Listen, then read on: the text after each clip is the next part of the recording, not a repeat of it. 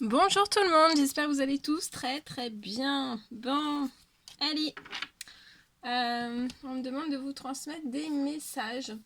Alors, on va faire la carte, une carte, un message, avec ce magnifique oracle que je vous ai déjà présenté.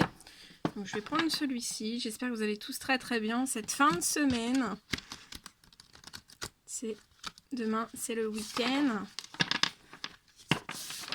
Bon, ici c'est grand soleil, donc je sais pas chez vous comment c'est, mais ici c'est grand soleil. Ça fait un bien fou. Allez, je demande tout de suite un message pour vous tous. Donc, bien sûr, c'est du général, vous prenez que ce qui résonne au plus profond de vous. Hein. Je vais vous transmettre un petit message déjà de ce magnifique oracle, et après on verra. Allez, quel est le petit message, la carte du jour à transmettre à toutes les personnes qui vont regarder cette vidéo?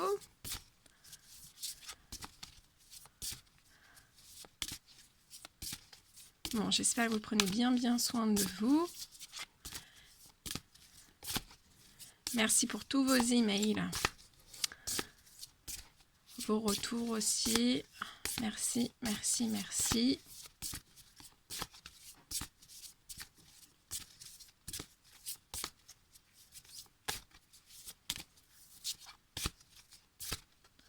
Allez, un petit message, s'il vous plaît, à transmettre aujourd'hui pour toutes les personnes qui vont regarder cette guidance. Elle est là, la carte du jour est ici, entre mes mains. Et je vais vous la transmettre. Alors, on vous parle de la vision intérieure, de votre vision intérieure. Regardez comment elle est magnifique, cette carte. Elle est vraiment très belle. Je vous la mets ici pour que vous puissiez prendre toute l'énergie. Hop, je vous avance. Voilà. Elle est vraiment très belle.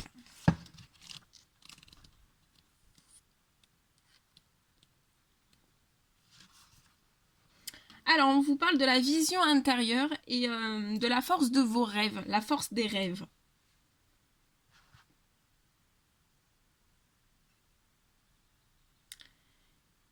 Alors, par cette carte, en fait, on vous parle du troisième œil qui est vraiment lié à la glande pinéale.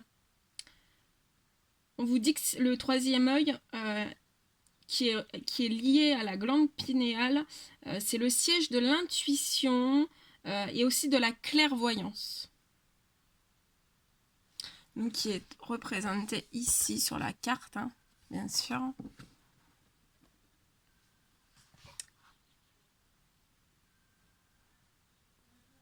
La vision intérieure peut tout nous faire connaître sur la nature intime des choses, comprendre des signes, des vérités, des rêves, mais aussi des illusions.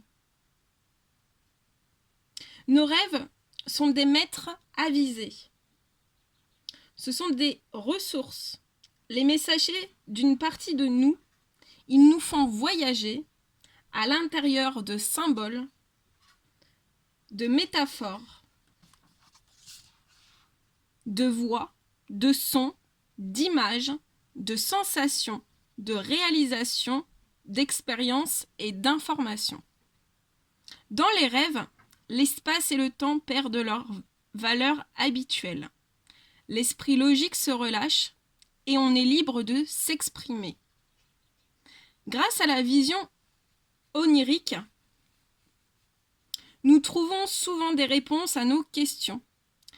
Le rêve est une expérience réelle qui est archivée dans notre mémoire, où chaque zone nous représente. Dans les anciennes traditions, le rêve était un message envoyé par le divin. Donc, à travers vos rêves, vous recevez des messages envoyés par le divin. Alors, après on vous dit ensuite, est-ce que je prête attention à mes rêves? Est-ce que je les accueille comme autant de dons, comme des conseillers qui m'indiquent un chemin?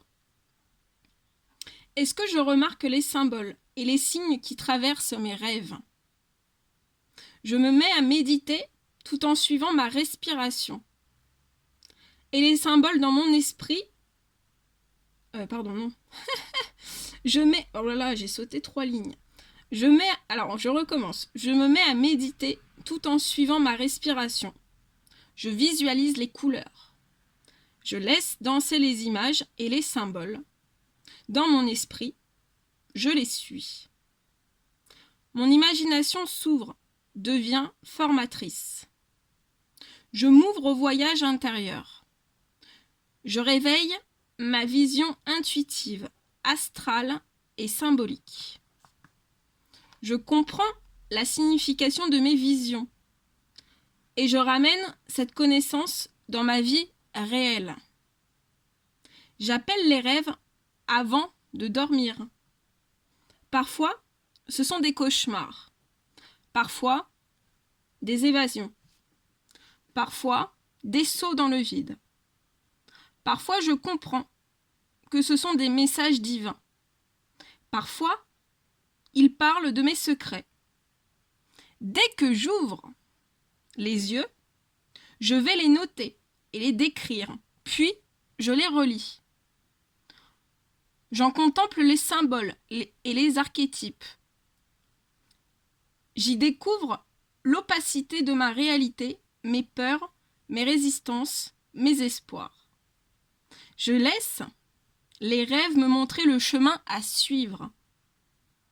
Je me repose davantage pour que mon activité onirique s'intensifie. Pour purifier mon corps et décalcifier ma glande pinéale, je supprime sucre, café et je bois de l'eau de source. Je comprends quelles sont les illusions qui, comme un voile, m'empêchent de prendre contact avec la vérité, avec l'intuition. Ma perception subtile s'affine. Je vois au-delà des apparences. Les signes de mère nature sont clairement visibles. Couleurs, pierres, sons, nuages, vent, la danse des feuilles. Le mouvement d'un insecte. Tout est message. On vous dit que tout est message, tout est symbole.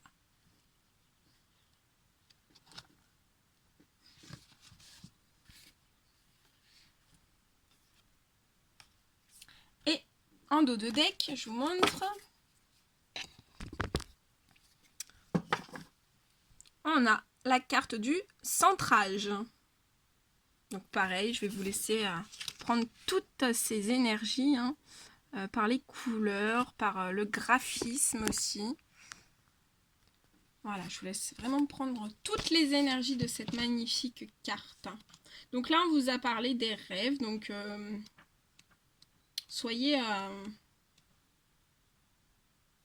faites attention à vos rêves.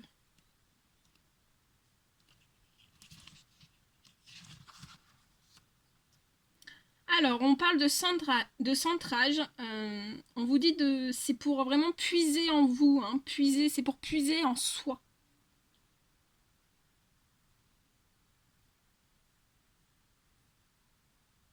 Alors, on vous dit que le centre, c'est le lieu de paix, où la peur n'existe pas. Mon esprit est vigilant. Mon ressenti est alerte. Habile, âme ancienne, je crée avec patience et précision.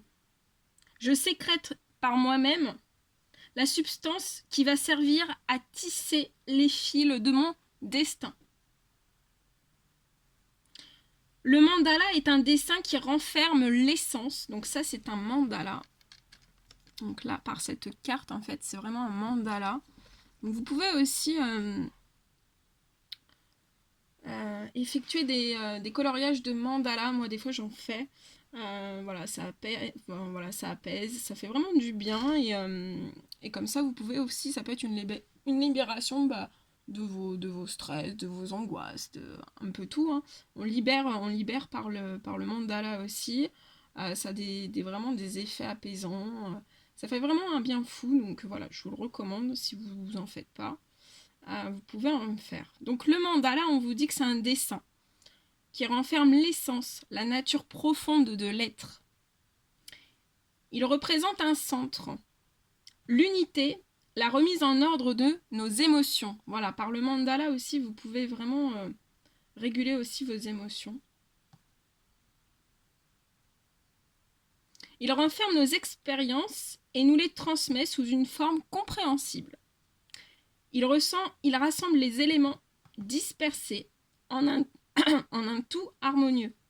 Il nous aide à gérer nos limites, à retrouver notre nature intime, à puiser dans notre centre profond, à harmoniser le chaos qui règne en nous.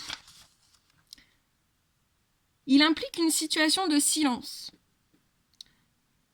d'ancrage à la réalité présente, de calme, de patience, d'acceptation des règles et des limites, d'harmonie.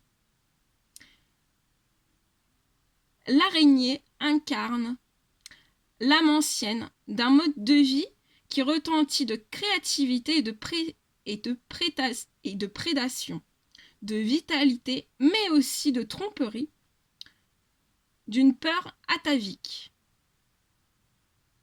Laborieuse et précise, l'araignée tisse sa toile en sécrétant son propre matériel.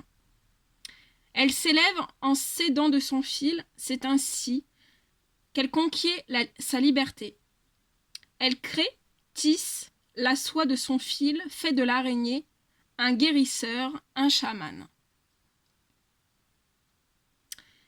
Des couches grossières d'émotions, de peur et d'illusions dévorent mon centre.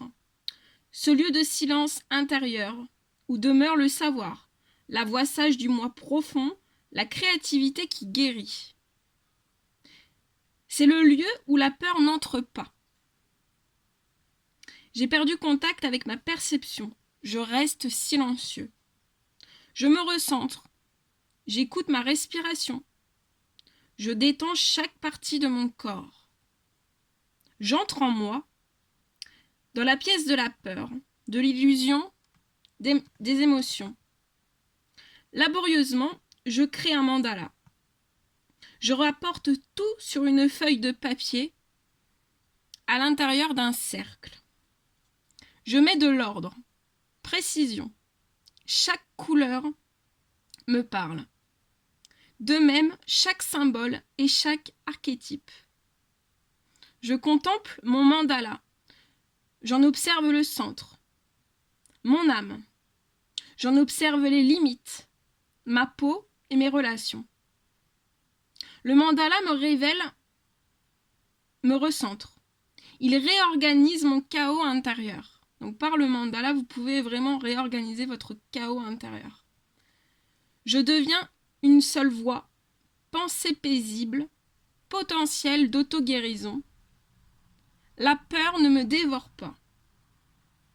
Je me laisse aller, j'accepte l'existence dans son intégralité, avec ses règles, ses limites, ses illusions. Je renforce ma patience. Je continue à créer. Ainsi, c'est en moi que je trouve l'antidote contre les pièges de mes propres voiles. Très très beau. Très très beau. Et le troisième, je reprends le deuxième dos de deck. On vous parle aussi de richesse intérieure. On me dit que c'est important de parler aussi de la richesse intérieure. Donc on va parler de la richesse intérieure. Donc c'est une magnifique carte aussi, hein, qui est très très... vous pouvez prendre toute son énergie, ça va vous faire un bien fou. On vous parle richesse intérieure, de l'ombre à la lumière. La richesse, c'est quand je m'émerveille. Quand un sentiment de pureté m'enveloppe. Je vais vers la lumière, vers le sacré, vers la beauté. Mon sourire devient gentil. Il sourit à la prospérité. Donc là, ici, c'est une colombe. La colombe symbolise la paix, la pureté, la gentillesse et aussi la simplicité. Elle est espoir et beauté. Elle concilie les nobles aspirations humaines avec le tourbillon de la vie affective qui agite notre moi profond. Son vol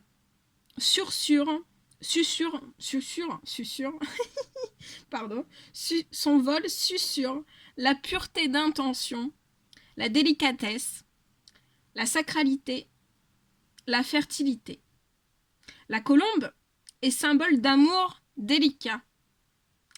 L'épi de blé parle de la fertilité, de la terre, de l'abondance de la moisson, du divin qui se manifeste sous une forme sensible, du passage de l'âme de l'ombre à la lumière. Il est espoir et récompense après un dur labeur. Il est maturité, épanouissement, prospérité. Est-ce que des ressentis d'émerveillement vivent en moi? Est-ce que je possède le sens du beau, du pur et de l'innocence? J'accueille la richesse intérieure, faite de paix, d'émerveillement et de bonté. Celle qui naît d'un long travail intérieur. Je récolte les fruits d'un engagement quotidien. Je m'arrête un moment pour observer la maturité atteinte, les résultats qui découlent de la pureté de mes intentions. Je récolte l'abondance, après avoir lutté contre les mauvaises herbes. Après la mort, je renais. Après l'obscurité, arrive la lumière. La graine d'amour que j'ai semée et nourrie a germé. Elle est devenue une plante mature. Les lois qui régissent la transformation d'une graine en fruit sont les mêmes que celles qui régissent la vie. Je nourris de nobles pensées, de bonnes actions. Je montre ma partie la plus sacrée, mon meilleur côté. Je fais en sorte que le bien soit au centre de mes actions. Je reconnais l'abondance qui m'entoure et je remercie pour tout ce que j'ai. Nourriture, amour, beauté. Je laisse croître l'espérance de prospérité. Je m'incline avec humilité devant la connaissance et le savoir-faire des autres. Je cultive le terrain de l'esprit. Je suis le grain de blé qui meurt dans les ténèbres de la terre pour revivre ensuite dans le germe et dans l'épi. C'est la récompense de la foi en la force féconde de l'existence. Je deviens rire, chant, son angélique. Je suis battement d'ailes, messager de paix. Voilà tout ce que je devais vous transmettre. C'était très, très, très, très beau. C'était des très, très jolis messages. On me demande de vous prendre aussi un petit message de vos anges avec ce magnifique oracle.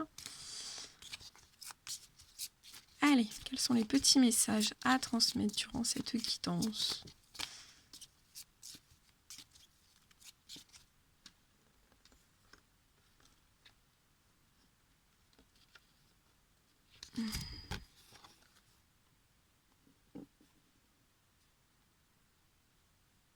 Donc là, on vous dit que votre richesse intérieure, hein, c'est vraiment vos visions intérieures. Et par rapport à tout ça, on vous demande de vous centrer, de faire un centrage, hein, de bien vous centrer, d'effectuer un centrage.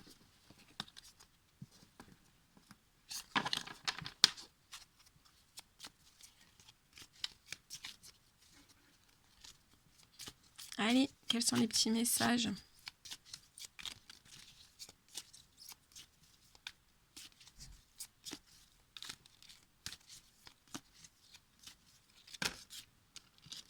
Alors, il y a déjà ceux-là. Chakra racine. Si ton mental s'emballe, feu rouge, pose tes pieds au sol, détends-toi.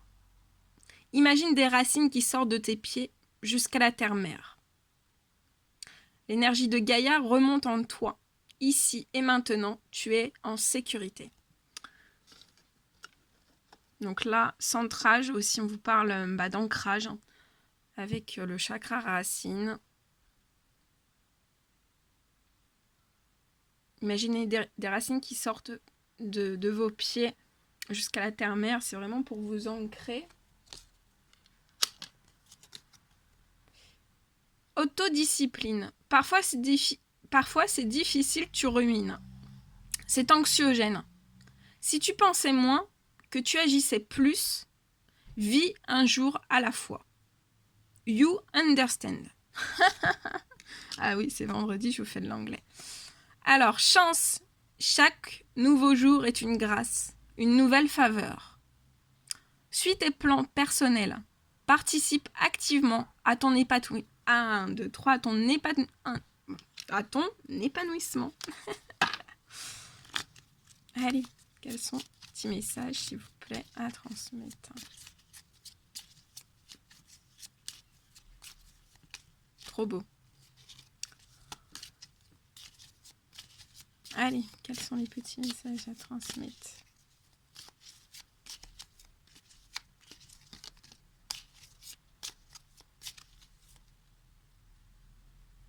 Oh, celle-ci.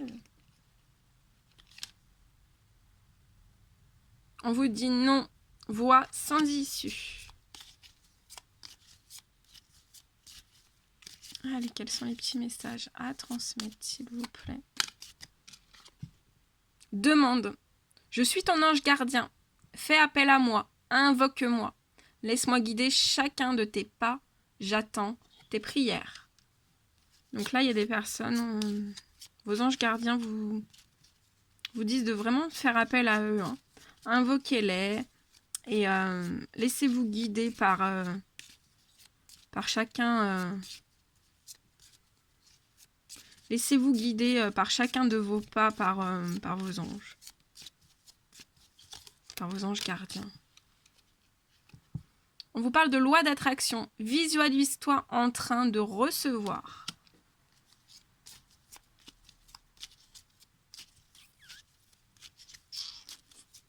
Allez, un petit dernier, on me dit.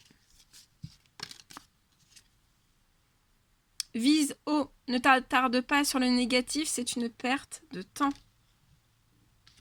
Bien. Et je vais prendre aussi le petit murmure de nos anges.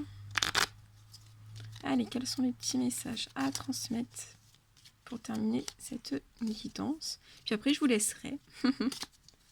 Je vous laisserai.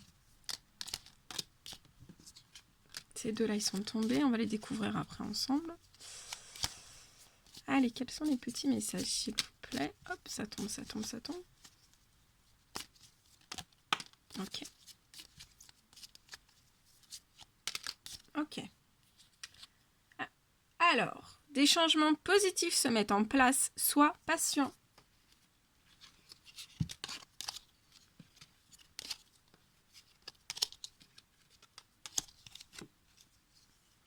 La vie est trop courte. Concentre-toi sur ce que tu peux accomplir, pas sur ce que tu ne possèdes pas. Ne fais pas qu'y penser, fais-le. Concentre-toi sur tes rêves. Laisse le pouvoir de la manifestation démarrer maintenant.